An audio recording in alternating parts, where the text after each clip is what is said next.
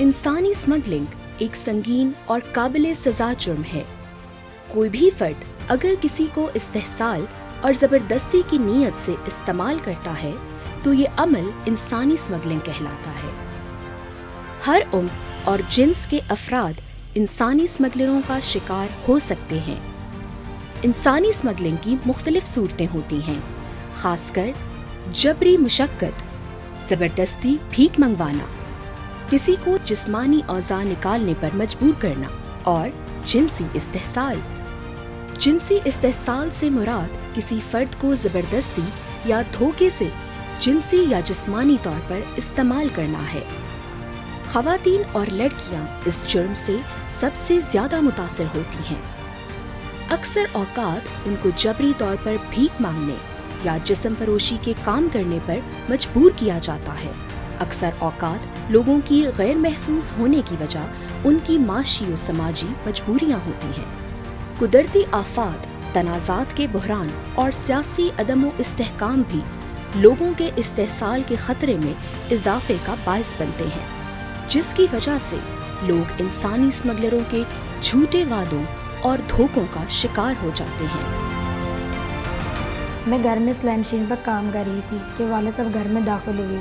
उन्होंने कुछ सामान दिया और कहा कि शाम को कुछ मेहमान आ रहे हैं। अम्मी ने अब्बू से सामान लिया और मैं भी अम्मी के साथ किचन में चली गई। अम्मी ने बताया कि कुछ लोग आपको देखने शाम को घर आ रहे हैं। लड़का बाहर होता है, अपना बिजनेस करता है। शादी के बाद तुम दोनों बाहर चले जाओगे। शाम को एक लड़का अपनी अम्मी अब्बू के साथ घर में आया और मुझे वहाँ बिठा दिया गया। लड़के की अम्मी बोली, भाई हमें चट मंगनी पट ब्याह करना है। शादी के बाद मैं अपने शौहर के साथ बहनों मुल्क चली गई। वहाँ जाकर जिस जगह मुझे ठहराया गया था वहाँ मेरी तरह की कई और लड़कियाँ भी थी। मालूम किया तो पता चला कि शादी के बहाने इनको भी यहाँ लाया गया और ज़बरदस्ती धमकियों के ज़रिए जिस्म फरोशी पर मजबूर किया गया। ये सुन के मेरे हाथ पाँव फूलने लगे। मुझे समझ नहीं आ रहा था कि मैं क्या करूँ, क्योंकि मेरा पासपोर्ट और वीज़ा मेरे शौहर के पास था, जो मुझे यहाँ छोड़ के पता नहीं कहाँ चला गया था। मुझे अपने वालिदैन का ख्याल आ रहा था, जिन्होंने इतनी खुशियों के साथ मुझे रुखसत किया। लेकिन सोचा कि अब उन्हें पता चलेगा तो मेरे गरीब वालिदैन पर क्या गुजरेगी। ये सारी बातें सोचकर मेरा ज़हन मौफ हो रहा था। मुझे समझ नहीं आ रहा था कि मैं क्या करूं। रात को मुख्तलिफ लोग आते और हमें उनके सामने खड़ा कर दिया जाता। वो अपनी पसंद की लड़की ले जाते और सुबह छोड़ जाते।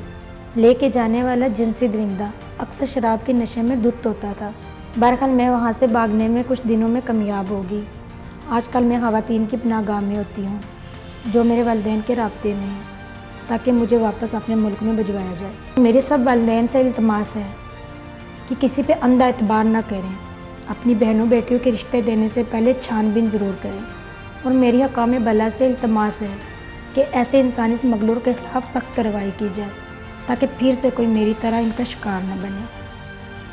मकामी मीडिया, स्कॉलर्स, मकामी रहनुमा और सिविल सोसाइटी मिलकर ये शऊर पैदा करें और मजबूर तबकात का ख्याल रखें। खतरे की सूरत में पुलिस हेल्पलाइन 15 या FIA हेल्पलाइन 1991 पर कॉल करें या मकामी पुलिस स्टेशन पर रिपोर्ट दर्ज कराएं। आपके इस अमल से मुमकिना तौर पर मजीद कई लोग इंसानी स्मगलिंग का शिकार होने से बच सकते हैं। इंसानी स्मगलिंग, समझें, बचें, रोकें।